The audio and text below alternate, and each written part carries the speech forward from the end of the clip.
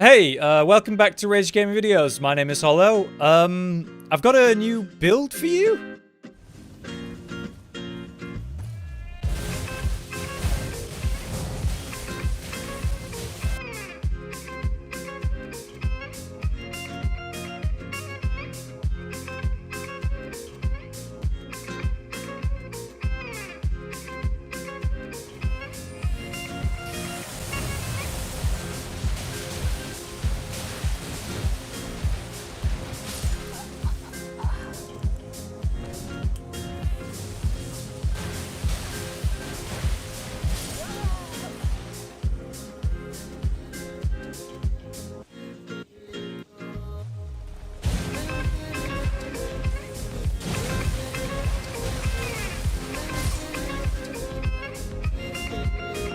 Yep, so it's good at boss killing, it's stupid in PvP, and yeah, of course, it's so good at dealing with a pack of mobs.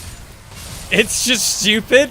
Yeah, so the build is a lot of fun, it's very stupid. I'm not gonna say it's like OP or anything like that, but honestly, it's been pretty effective in PvP, and it's pretty good as a boss killer as far as meme goes. Still, if you want to have some fun, let me explain how this works. So we're using that Ash of War, the Lightning Ram Ash of War, which allows us to make a goat sound and then roll around like a ball of lightning, costing a little bit of FP and a little bit of stamina as I do this. To make that even stronger, we're doing a bunch of different things. For example, you can see I'm holding this other weapon. This is the commanded standard, and that has the rallying standard Ash of War on it. When I activate that, I have a 30-second buff that increases the damage I do by 20%. Also means I take 20% less damage. Look at the buffs on my bar right now. It's ridiculous. I'm also using some talismans, right? We have the green turtle talisman, which means I get stamina back faster, but you know, I could be using the carrion filigree crest to reduce how much FP the rolls actually cost. I'm using the dragon crest great shield talisman, which massively reduces the physical damage I'm taking. I'm using the shard of Alexander to greatly boost the attack power of Ashes of War, so the roll is even stronger. And very importantly, having poise is going to be vital to this. So we have the Bull-goat talisman to raise my poise alongside the Bull-goat set, which has very high physical resistance as well as a lot of poise to work with. As you can see, in PvE, we're able to clean out packs of mobs by just rolling past them. They can't really do anything about it. This is really good for AoE clearing. Then we have single target like bosses. Now, you do give yourself a lot of poise to begin with, and you want to burn them down as fast as possible, but the idea is to kind of roll around the target, clipping it as you go, so that it has a very hard time actually hitting you. And then if it does hit you, you've got that poise to pretty much ignore it. What's funny is because you're a small target rolling around, it actually struggles to hit you even if you don't technically dodge the attack. In PvP, my god, is this funny, dude. The moment that you get on top of someone, they just don't know what to do. They try to run, it hits them. They try to roll, it hits them. They try to trade, and because I have so much poise, it does nothing to me. Maybe I take a bit of damage and I just roll over them. I'm like steamrolling over them. The panic that sort of ensues the moment they see what's happening. And if they actually get away from you, it's just this long run before they run out of stamina and you just roll over them. It's so funny. It's so silly. So that's the build concept. I think it's very fun. Josh came up with this one and wanted me to try it, and yeah, it's a great idea. So I suppose it's time I explain how you get everything that I'm wearing, how to do this build yourself then, right? Let's start with the stats then. You do not need to be the exact same as me, obviously, but I am currently level 144, so I have some reasonable stats to work with. You're going to want a lot of endurance so you can roll, and of course wear some heavy armor. We also want a lot of health because we're going to be trading. We're going to be poising through attacks.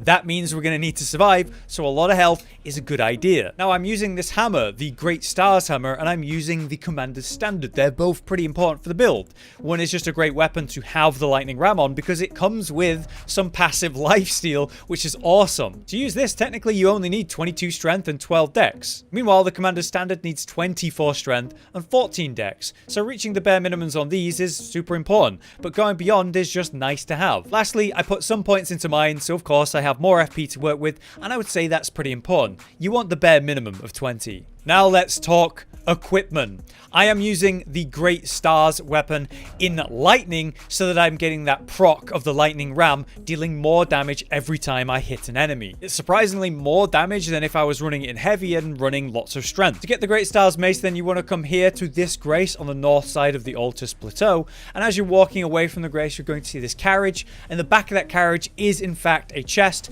that has the mace inside of it. To get the Ash of War, then Lightning Ram, you're going to need to come here to the Altus Plateau. The nearest grace is the Sainted Heroes grace, and it's just southeast of there on a hill with a bunch of rams that are rolling around with, hey, the Lightning Ram Ash of War themselves, which is kind of cool. You just need to hit the scarab that's rolling around, and that will drop the Ash of War. Next, you're going to come here to the Swamp of Caelid. This is the Aeonia Swamp, and I'm at the heart of Aeonia right now in the middle of Caelid. This is actually originally a boss fight, and once you kill that boss, you're going to get, hey, the Commander's Standard, and also you're going to activate this grace. So that's how you get that, super straightforward. Now let's talk talismans. We're wearing the Green Turtle Talisman, which is going to greatly recover the stamina after we do all that rolling, especially in PvP or a longer boss fight. So you want to come here to the Summon Water Village. There's a grace just next to it. It's at the top of Limgrave. By running through the village to the other side, on the right here, you're going to find some turtles, which are showing you an entrance. You will need one stone sword key to open this up, and down below in the chest is going to be your talisman. Next, we have the Dragon Crest Shield Talisman. This is the Great Shield version, which is actually a legendary talisman because it is the highest level and ridiculously effective. But as you can see, there is the regular Dragon Crest Shield, or +1 or +2, which are going to work very well as well if you can't get this very late game one. This is here at the Drainage Channel Grace, which is the Halig Tree, which is very late game. It's a secret area. But if you can come here and get this most powerful legendary talisman, then I would really recommend it. Whether you're doing this build for fun or not, it is ridiculously effective. I would definitely put this in pretty much any build where I expect to take some physical damage or do any trading, really. So we're going to drop down here. We're going to drop onto the next route. And the idea is we're not going to drop down onto the balcony ahead of us that you see. We're actually going to go left and go up here. As we get up here, we can just step onto the route that leads up. And this leads to the rooftop, which has a hole in it, as you can see. We drop down here, careful to not fall too far, but, you know, where we want to be. And then down here at this chest that I'm at right now, this is where you get the talisman. Now, our next talisman is also incredibly strong, and actually one that I would definitely recommend to have in most builds. If you are using skills, Ashes of War, you want this. This is the Shard of Alexander, and it greatly boosts the attack power of skills. This is going to be in so many builds. There's two versions of it. There's the Shard of the Warrior Jar, which is a weaker version of it, which you can get very easily by just killing Alexander at any time, even the first time you meet him. It's just that that will cost you your soul, you absolute monster. However, if you follow his full storyline to completion, you will end up in Farum Azula. And if you fight him and defeat him, he will ultimately give you this better version of the talisman to greatly boost the attack power of skills rather than just boost it. For our last talisman, we have the Bull-goat talisman, which is going to raise our poise. Super important, right? So to get this, we need to come to Dragon Barrow Cave at the northeastern point of Caelid. It is here on the edge of this sort of cliff. We turn around and go inside. And inside the cave on the left, past the bear, is going to be a body in a small room with a bunch of animals. And that is going to have your talisman. Next, let's talk about the Flask of Wondrous Physic. This is giving me extra lightning damage for that attack, for that Ash of War, which is perfect. It's also giving me extra poise, which is vital in things like PvP. To get the lightning shrouding crack tier part of this wondrous physic, then you're going to need to come here in the lake region. This is the MinorUrge Tree you need to go to. It's on the east side of the lakes. The nearest grace is the Mausoleum compound. So you just run over there and kill the Urge Tree avatar guarding it, and hey, you've got your lightning boost for the physic. Meanwhile, the Leaden Heart tier is going to come from another Urge Tree guardian. This one's an Ulcerated Tree spirit at the MinorUrge Tree here at the Mount Gilmer, or right next to the volcano Manor. This grace right here, the Road of Iniquity, is the closest one to it. And you just run downhill to the tree. Head down there to the tree, kill the boss, and you'll get yourself your Leaden Heart tier. Last but not least then, the incredible armor set, the Bull-goat armor set. This is very heavy, but with incredible poise, and of course, matches the Ash of War perfectly with these goat horns coming out over the shoulders from the chest. It looks so cool. Like I said though, you can say run the Lionel set, which is a lot easier to get, but this set is rewarded as part of the Patches storyline. To meet Patches, you're going to need to go to the Murkwater Cave and meet him there originally. He will be a boss fight. You fight him, don't kill him, just hurt him until he sort of begs for forgiveness, and then become his friend. Progress time far enough, and he will end up in the Volcano Manor, which is where I am right now. He'll be in the corridor entrance, and you can talk to him and follow a storyline with him where he asks you to eventually assassinate someone. That assassination takes place here at the Magma Worm Grace. You will have to defeat the Magma Worm boss, and then a red summon sign will be here, which is your invasion. You kill the guy inside, and you get the armor set I'm wearing. But there you have it.